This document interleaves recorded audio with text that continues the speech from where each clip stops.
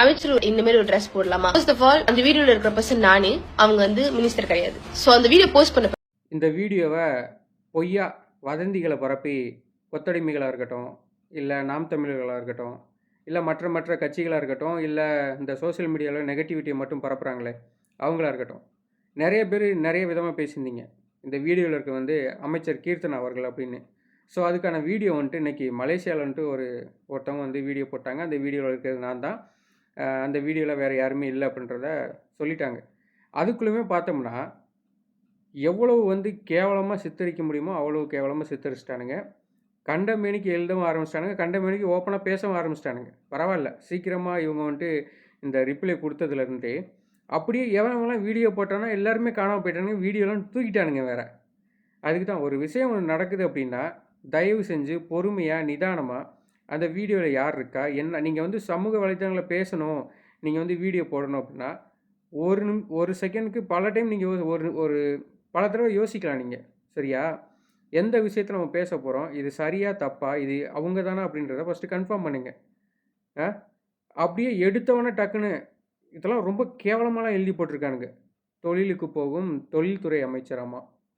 அந்த மாதிரி நிறையா மீம்ஸ்லாம் போட்டு நிறைய நான் பார்த்தேன். ஏன் எங்கள் சொந்தக்காரங்க கூட அது எப்படி சொல்கிறது, நம்மளோட நல்லா படிச்சிருப்பாங்க, நல்ல வேலையிலலாம் இருப்பாங்க, நம்மளோட அறிவெல்லாம் நிறையா இருக்குது அவங்களுக்கு அப்படின்னு நான் யாரெல்லாம் நினச்சிக்கிட்டு சொந்தத்தில் சொல்கிறேன், சொந்தக்காரங்களும் சொல்கிறேன், யாரெல்லாம் நினச்சிக்கிட்டு இருக்கணும் அவங்களாம் வந்து இந்த வீடியோ பார்த்தவொடனே உடனே நம்பிக்கிட்டு நமக்கு ஷேர் பண்ணும்போது உங்களையும் நான் அறிவாளி நினச்சேன், உங்களையும் நான் நல்லவன் நினச்சேன் அப்படின்ற மாதிரி தான் எனக்குள்ளே எனக்கு கேள்வி வருது. எந்த ஒரு விஷயத்தையுமே வந்து தயவு செஞ்சு பொறுமையாக உட்காந்து யோசிங்க. ஓகேயா? ஒருத்தவங்க அனுப்புகிறாங்க, ஒருத்தவங்க சொல்கிறாங்க அப்படின்னா முழுசாக நம்பாதீங்க. இப்போ பார்த்தோம்னா சட்டசபையில் எதையுமே பேச விட மாட்டேங்கிறாங்க. இந்த பரந்தூர் விமான நிலையம் ரத்து செய்ததாக இருக்கட்டும், அதில் யாருக்கு லாபம் சொல்லுங்கள்? மக்களுக்கு என்ன? அதில் என்ன? தமிழ்நாடு வந்து 20 வருஷத்துக்கு பின்னோக்கி போயிடுச்சான். பரந்தூர் மக்கள் வந்து வெற்றி பெற்றாங்களாம், தமிழ்நாடு வந்து வெற்றி பெறலையாம். ஏண்டா கடந்த 50-60 வருஷமாக நீங்கள் கொள்ளையடிச்சதையாடா நாங்கள் பிடிங்கிட்டோம்?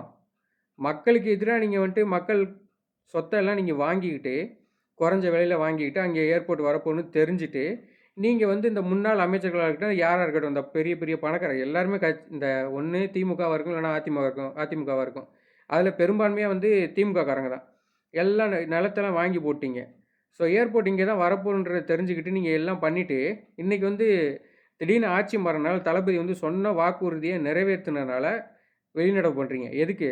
உங்களுக்கு வந்து நீங்கள் அந்த இடம் வந்து ஒரு சென்ட் வந்து 10,000 முன்னாடி இருந்திருக்கும், வாங்கினது அவ்வளோவா தான் இருக்கும். இவங்களோட ஆசை என்ன? இங்கே ஏர்போர்ட் வந்துருச்சுன்னா 10,000ன்ற ஒரு சென்ட் வந்து நாளைக்கு ஏர்போர்ட் வந்ததுக்கப்புறம் ஒரு 1,00,000 2,00,000 கூட மாறலாம், இல்லை 10 லட்சம் 50 லட்சமாக கூட கண்டிப்பாக மாறும். அதுவும் சென்னையில் மிகப்பெரிய ஏர்போர்ட் வருது அப்படின்னா அதோட வேல்யூ என்னன்றது கண்டிப்பாக தமிழ்நாட்டில் இருக்கவங்களுக்கும் சென்னையில் இருக்கவங்களுக்கும் தெரியும். ஸோ அதெல்லாம் போச்சே, நம்ம கனவுகள்லாம் போச்சே அப்படின்னு வெளிநடப்பு பண்ணுறீங்க. இப்போ இவ்வளோ சோசியல் மீடியா இருந்தும் சட்டசபையில் லைவ் நடத்துகிறப்பயே நீங்கள் இவ்வளோ கூச்சல் விடுறீங்க, சண்டைக்கெல்லாம் போகிறீங்க வேறு.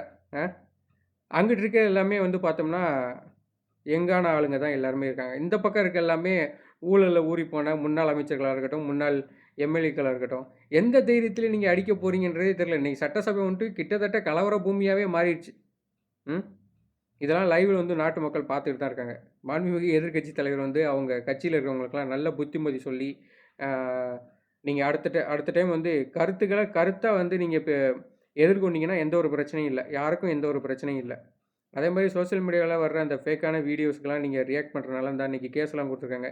இதில் வந்து தயவு செஞ்சு மலேசியாவில் யாரெல்லாம் பேசியிருக்கீங்க, இந்த வீடியோ வச்சு யாரெல்லாம் கேவலமாக பேசியிருக்கீங்கன்னு நீங்கள் வந்து வீடியோ டெலீட் பண்ணுறது நல்லதுன்னு நான் நினைக்கிறேன். ஓகேயா? அதெல்லாம் பாதி பேர் டெலீட் பண்ணிட்டாங்க. நான் போய்ட்டு தேடி பார்க்குறேன், ஒருத்தனை கூட காணோம். எல்லாம் இந்த அக்கா வீடியோ போட்டதுக்கப்புறம் மொத்தமாக அந்த வீடியோலாம் டெலீட் பண்ணிட்டானுங்க. எதுக்கு இந்த கேவலம், எதுக்கு இந்த மானங்கட்ட பொழப்பு உங்களுக்கு சொல்லுங்கள்? அதுவும் அந்த இப்படி ட்ரெஸ் பண்ணால் இப்படி தான் இருப்பாங்க, அப்படி தான் இருப்பாங்க, யாரும் அவங்களுக்கு இதெல்லாம் சொல்லி கொடுத்தா? அவங்களுக்கு பிடிச்ச மாதிரி அவங்க உடுத்திக்கிறாங்க. உங்களுக்கு என்ன பிரச்சனை வந்துச்சு? சம்மந்தமாக பார்த்தீங்களா? அந்த கொத்தடிமைகள், இந்த நெகட்டிவிட்டி பரப்புறவனுங்க எல்லாமே எங்கே மலேசியாவில் இருக்கவங்கள வச்சு இங்கே அமைச்சர் கீர்த்தனா வந்து நீங்கள் அவங்க தான் அப்படின்னு சொல்லிட்டு இந்த மாதிரி பேசிக்கிட்டு இருக்கீங்க. இன்றைக்கி அவங்க வீடியோ போட்டதுனால தெரிஞ்சு, இல்லைனா இவங்க இன்னும் பேசிக்கிட்டே தான் இருந்திருப்பானுங்க. அந்த வீடியோ போட்ட அக்காவுக்கு மிகப்பெரிய நன்றி ஒன்று சொல்லிக்கணும். தமிழ்நாடு மக்கள் சார்பாகவும் டிவிகே சார்பாகவும் மிகப்பெரிய நன்றி ஒன்று தெரிவிச்சுக்குவோம்.